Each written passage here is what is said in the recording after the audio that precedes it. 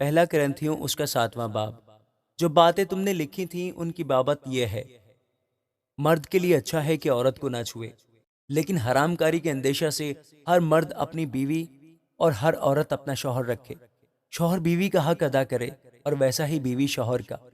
بیوی اپنے بدن کی مختار نہیں بلکہ شوہر ہے، اسی طرح شوہر بھی اپنے بدن کا مختار نہیں بلکہ بیوی۔ تم ایک دوسرے سے جدا نہ رہو مگر تھوڑی مدت تک آپس کی رضامندی سے، تاکہ دعا کے واسطے فرصت ملے اور پھر اکٹھے ہو جاؤ۔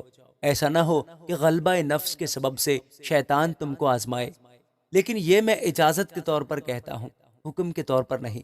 اور میں تو یہ چاہتا ہوں کہ جیسا میں ہوں ویسے ہی سب آدمی ہوں، لیکن ہر ایک کو خدا کی طرف سے خاص خاص توفیق ملی ہے، کسی کو کسی طرح کی، کسی کو کسی طرح کی۔ بس میں بے بیاہوں اور بیواؤں کے حق میں یہ کہتا ہوں کہ ان کے لیے ایسا ہی رہنا اچھا ہے جیسا میں ہوں، لیکن اگر ضبط نہ کر سکیں تو بیاہ کر لیں، کیونکہ بیاہ کرنا مست ہونے سے بہتر ہے۔ مگر جن کا بیاہ ہو گیا ہے ان کو میں نہیں بلکہ خداوند حکم دیتا ہے کہ بیوی اپنے شوہر سے جدا نہ ہو، اور اگر جدا ہو تو یا بے نکاح رہے یا اپنے شوہر سے پھر ملاپ کر لے، نہ شوہر بیوی کو چھوڑے۔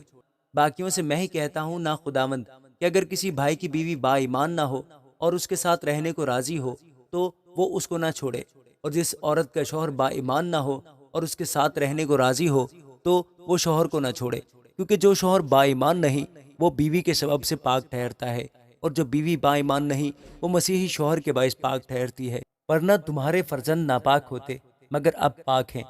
لیکن مرد جو با ایمان نہ ہو، اگر وہ جدا ہو تو جدا ہونے دو، ایسی حالت میں کوئی بھائی یا بہن پابند نہیں۔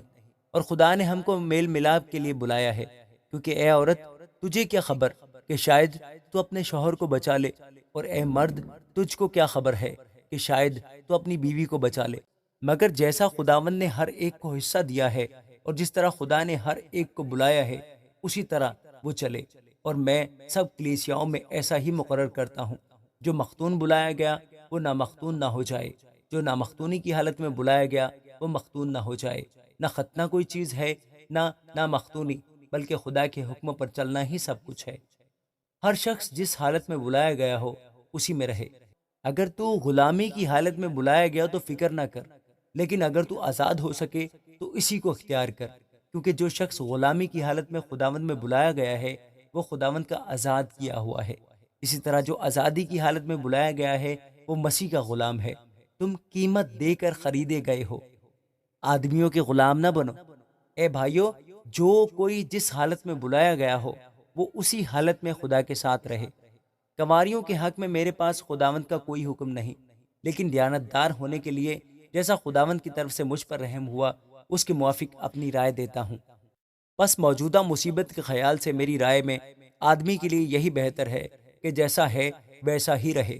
اگر تیری بیوی ہے تو اس سے جدا ہونے کی کوشش نہ کر، اور اگر تیری بیوی نہیں تو بیوی کی تلاش نہ کر، لیکن تو بیاہ کرے بھی تو گناہ نہیں، اور اگر کنواری بیاہی جائے تو گناہ نہیں، مگر ایسے لوگ جسمانی تکلیف پائیں گے، اور میں تمہیں بچانا چاہتا ہوں۔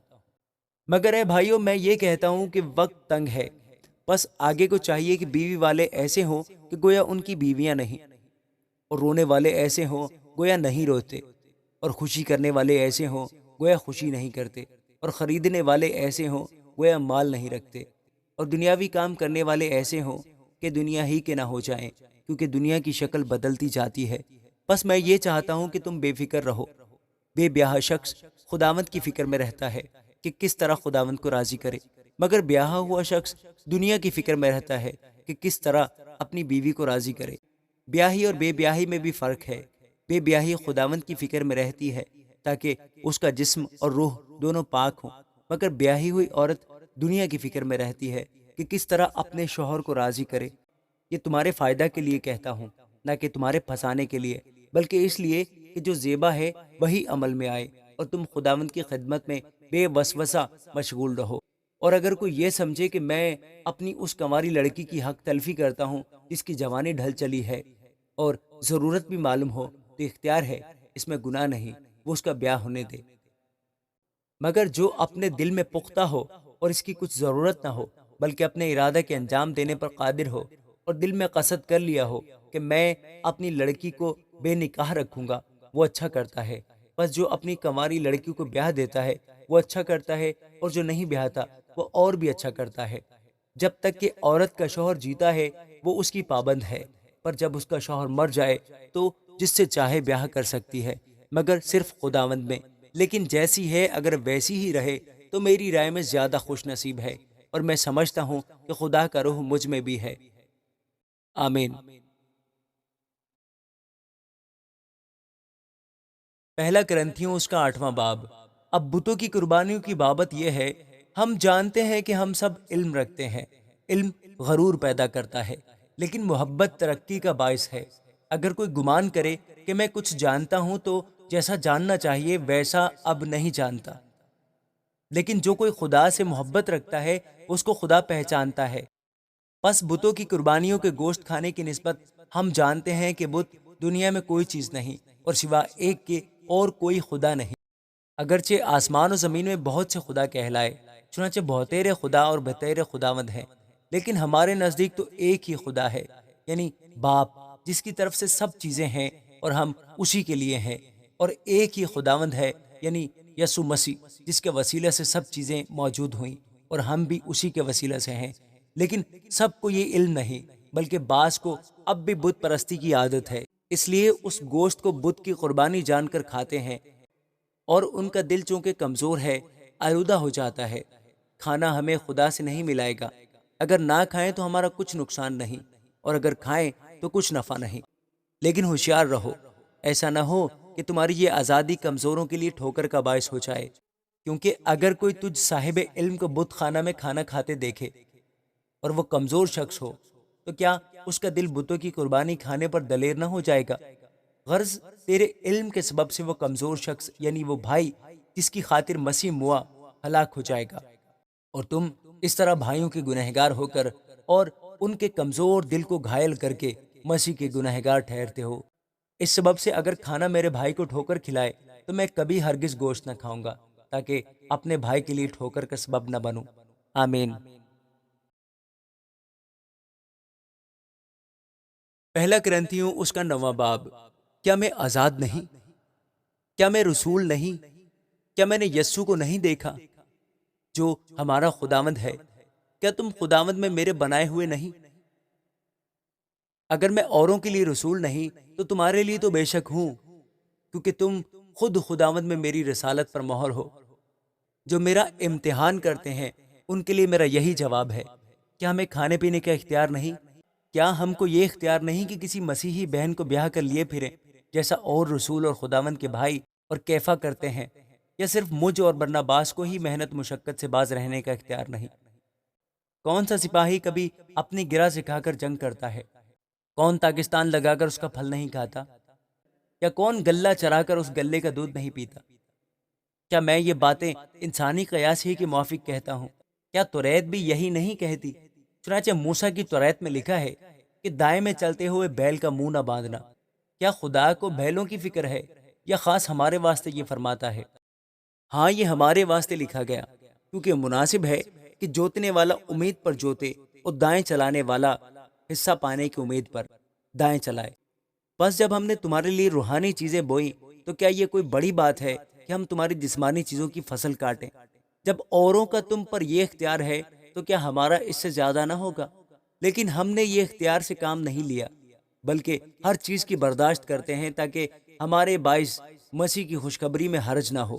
کیا تم نہیں جانتے کہ جو مقدس چیزوں کی خدمت کرتے ہیں وہ ہیکل سے کھاتے ہیں، اور جو قربان گاہ کے خدمت گزار ہیں وہ قربان گاہ کے ساتھ حصہ پاتے ہیں؟